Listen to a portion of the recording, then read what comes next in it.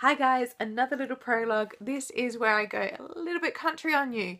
Yes, I did a review and I'm wearing a cowboy outfit, or the nearest thing I could find to a cowboy outfit. This is my review for Bound for Eden by a lovely local author. She's a wonderful lady. I know her personally through my different writing courses, and I just could not wait to read her book. So I hope you enjoy the review. Hi guys, welcome back to Novel Nomad. My name is Kate, and you might be wondering why you dress like a cowboy or attempting to dress like a cowboy.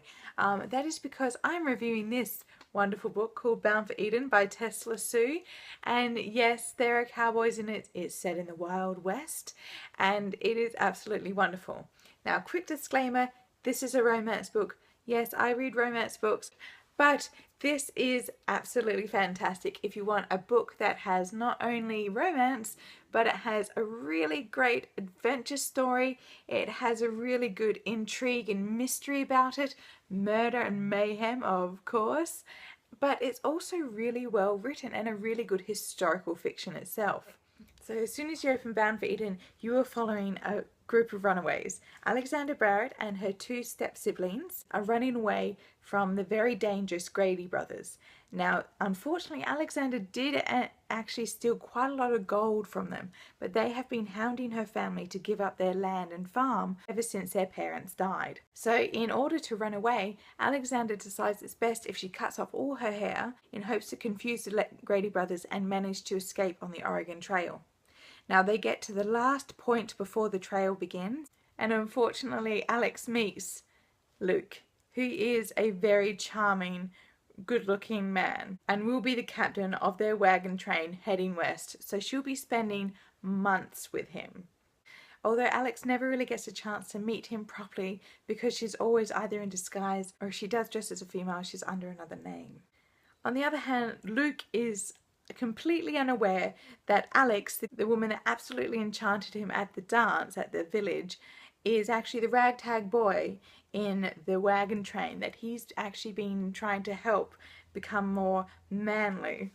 But unfortunately, he has other issues to concern with, and Alex is taking them on as well, because not only are they being chased by the Grady brothers, but they are also having to face the hardships of the Oregon Trail itself. What really fascinated me about this book is the Oregon Trail. It's been so well researched, and I have to take my hat off.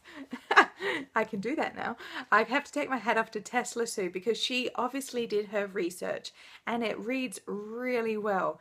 The language is absolutely amazing. She even used words that were popular in America in the 19th century, in the 1800s when it was written, and it just flowed perfectly. And the Oregon Trail feels really authentic. She actually goes through different stop points and describes different experiences. They don't wash that often. They only get to eat when they can. There's tensions rife in the wagons. She describes wagon life, all the things that they had to come across. So you really get a really interesting picture of what it was like for many of the pioneers heading out west on the Oregon Trail. Okay, so let's get to the characters themselves. They are really interesting. Alexandra Barrett is a really interesting female character. She's actually adopted, so her siblings she has very close connection to are, and even though they're her step-siblings, they're her only family she has. And so she wants to protect them with everything she can. Although she does tend to have arguments with her sister quite regularly. But I think there was just a connection. Even though they argued, there was a really good sibling connection between them, and they are always there to support each other. Luke, on the other hand, he's a really interesting male protagonist for a romance. Okay, he is a womanizer. Many of the men in romance books are womanizers. But on the other hand, he doesn't know it's Alex, so he keeps thinking about this wonderful woman he met, whilst also charming Alex's sister at the same time. Alex is hearing all of his thoughts and everything that he thinks about women and all the women he finds attractive and all the things he does and things that he keeps telling Alex to man up about. But together I think they had a really good connection.